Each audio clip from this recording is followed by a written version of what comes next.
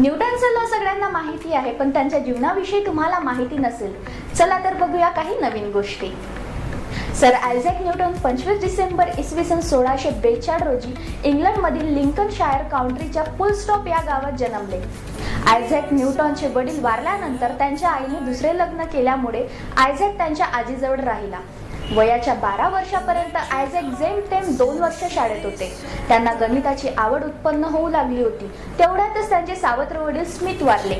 आपल्या लहान बाळाला घेऊन आयझॅकची आई हाना लिंकनशायरला परत आली. तिने आयझॅकला शाळेतून काढून शेताच्या कामाला लावले. एक दिवस दुपारी आयझॅक दमून भागून झाडाच्या सावलीत बसले होते.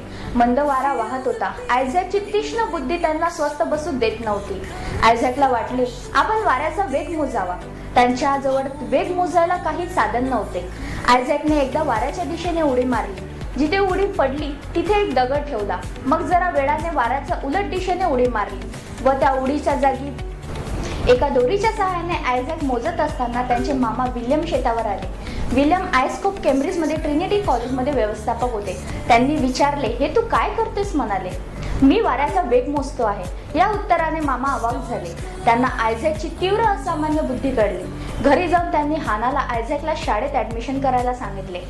1661 मध्ये आयझॅक ट्रिनिटी कॉलेजमध्ये दाखल झाले. त्यांच्या गुरुत्वाकर्षणाचा सिद्धांत व त्यांची गणितीय परिभाषा ही सर्वश्रुत आहे.